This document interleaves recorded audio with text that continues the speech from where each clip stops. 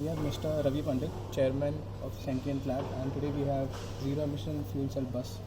And would like to ask you, sir, tell us about the run-up to the recent technology launch and the momentum gained to build the proto HFC bus. Is it open to other OEMs or patented?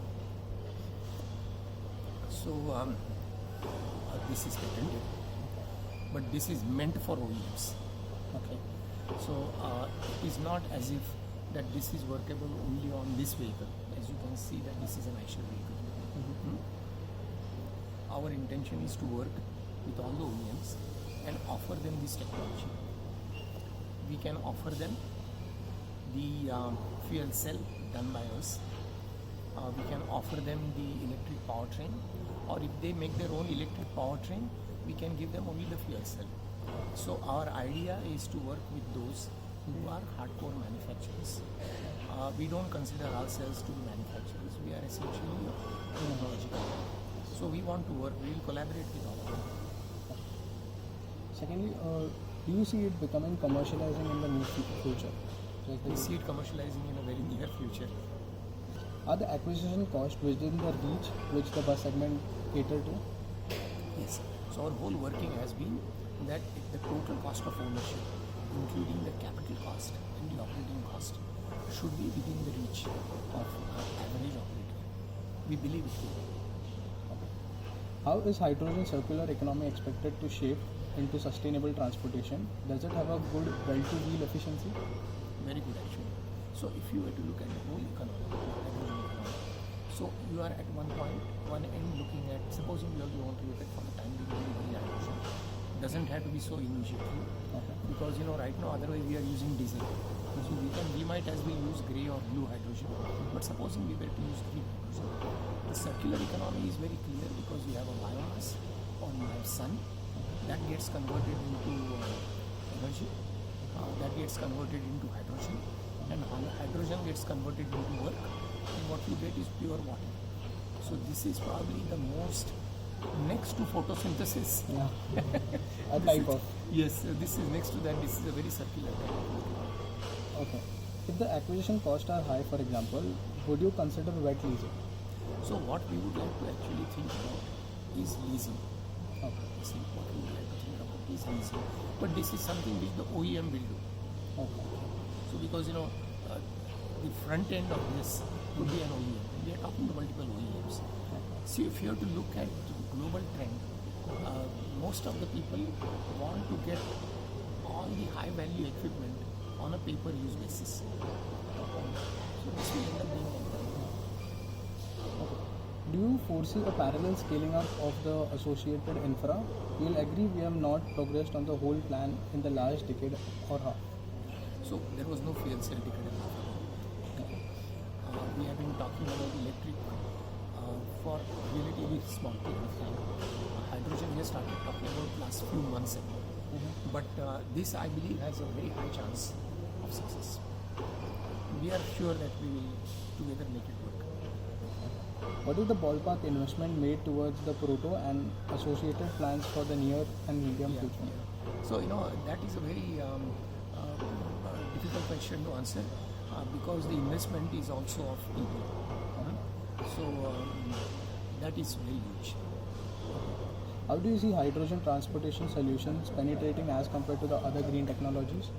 So if you were to look at overall transportation, either you are looking at small within the city, small vehicles, short drive, or you are looking at big vehicles doing long distance. With the first one, we believe will be largely battery electric. The second one, we believe will be largely hydrogen fuel cell. A few years from now, I am sure people will be asking, why did we ever drive diesel? Oh. Any learnings incorporated from existing PEM fuel cell buses on road in the country and from global benchmark? So this whole thing has been a learning experience. We have built it completely ourselves, and as I said, we have been at it for a few years. So we have learning in that. Are you content with the government intervention to create pull for this technology? Yeah, we are happy with what the government is doing. Okay. Do you expect the proto to not undergo a significant transformation in the run up as commercialization? We would like to keep up improving it. Okay. I think every day whatever you do should be better than what you did last year. So- But we have to do it in such a way that the person who has bought our vehicle today Yeah. should not be at a significant disadvantage to whoever buys it day after tomorrow. So we will provide a path. Okay. And basically, I see that this is the prototype which you are offering right now. Will it be the same model which will go out on the road, or will be there any transformation I'm in this? hoping that things will keep on improving. Now this is for a particular OEM. Okay. There are different OEMs and Mhm. particular OEMs. Any intent of exporting after you have tested waters in domestic market? There could be interesting export possibilities, but I think we have to work here first. We have much work to do here. India is a big market. Okay. Any such suggestion wherein, because Indian climatic conditions are totally different from the foreign country. So would you suggest that Indian market And must? also, there is no country Mhm. like India to provide with complete range of climatic conditions. We have a desert in Rajasthan and we have Leh and Ladakh. So the solution has to work at both the places. When it works here, it will work anywhere. Okay. Growth and challenge area for foreseeable future. Oh, growth of this, volume growth, lot of possibility. Okay. And of course, we can look at different segments, different markets going forward. Any major challenge apart from transportation and storage of hydrogen? Because I think that is the main key role where. So actually, transportation is not a problem in our opinion. Okay. Because if you generate and consume same place, transportation issue is out. But then what Storage Yeah. is an issue on which there are adequate technologies available. Okay. And can we expect it just like a petrol pump or maybe diesel pump where it Yeah, has? absolutely, it will be the same. Okay. It will be the same. How efficient is the hydrogen generation by anaerobic digestion of biomass in your process? So our technology, involves using spatial microbes. Okay. See, okay, if you were to look at the typical microbial process, you have a biomass, you convert that into biogas, you convert that into natural gas, bio-CNG, and then you convert that into hydrogen. And this happens That with is the the normal bacteria. process. Okay. This happens with the help of, first part happens with the help of bacteria. Okay. And then there are purification processes.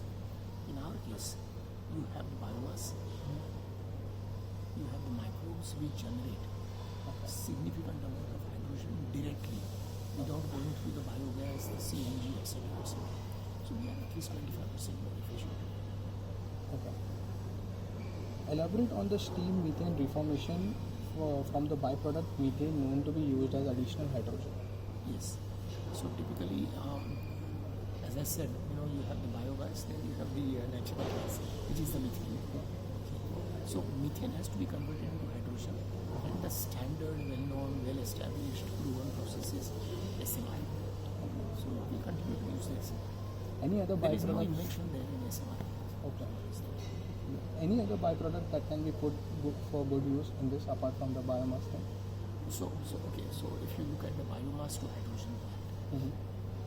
the byproduct is manure, the byproduct is nutritious water, Okay.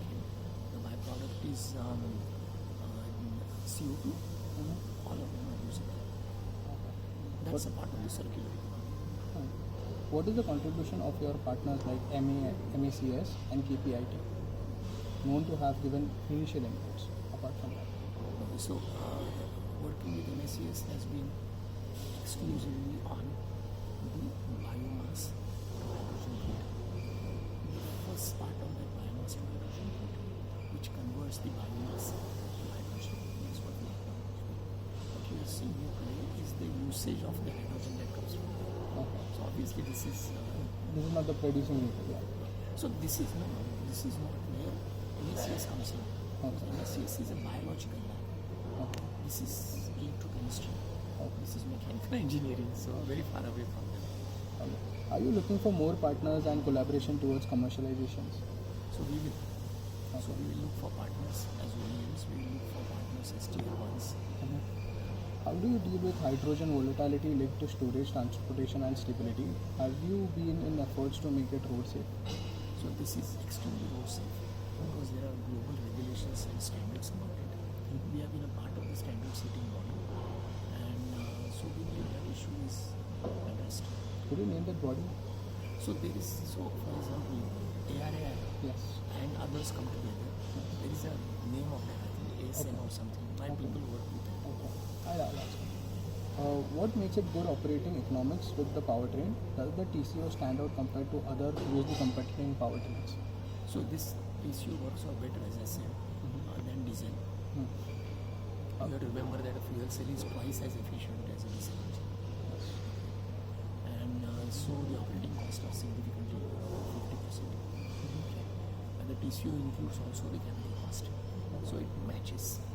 Okay. How do you address the range anxiety associated with this proto? How do fuel cells score over the conventional battery packs in terms of energy density? One thing that is not there is range anxiety. Okay. See, because in a battery there is a range anxiety. In this, you can get 500 kilometers range. Okay. So there is no anxiety. And the future plan is obviously 1,200 kilometers, as Mr. Ashish said. Is the performance linked to the terrain of operation? I do have the answers in the booklet where it says that it can climb up very steep slopes. But just in case, if I consider climate as well as the terrain, will it hold good? Because it has cooling and all. If it goes in sub-zero temperatures, will it freeze? Yeah, it works. So you need some heater, which is provided actually. Okay. Was the testing done in any such condition? Not yet. Give us the sense of individual components and their life of the powertrain. How much of it is localized? Localized is obviously. As I have shown you the picture of the powertrain. You can flash that picture. Okay. You may see. But every component of that is localized. And also in EV vehicles now people are offering 1,60,000 or 8 year warranty of the battery. Do we have such anything offered on this? And this will last longer than that. Okay, so warranty period will be much more than a year. Any pilots on the road to gather crucial data or learnings from that you can share? So on our powertrain, we have driven about 500,000 kilometers. This way. Not the fuel cell, battery. Okay. Powertrain, same powertrain. So this vehicle is launched for demonstration. Okay. Launched for demo. Okay. So we'll start running it as I said now. Okay. Does the platform offer modularity and the derivation of offspring in future iterations? The same platform with the same architecture can work with a BEV or an FCEV. Okay. It will work for a 9 meter, 12 meter or 13.5 meter. But considering the length increases, the weight increases. That is how it is designed. Okay, so you can just use the same. Yes. Okay. What is the technology roadmap for the foreseeable future of the company and the industry as a whole? So better fuel cells, better powertrain, longer range. The whole field of science and technology is extremely exciting and very energizing. It keeps me going. So there are all areas, there are technologies on more efficient generation of hydrogen, both by solar as well as by biomass. Exciting possibilities. There are technologies relating to better storage of hydrogen and therefore easier transport of hydrogen. Fuel cells, there is much more. No And comparison. eyes open. I like to think that 50 years from now, we will be seeing that why did we ever use those diesel and diesel engines to run our transport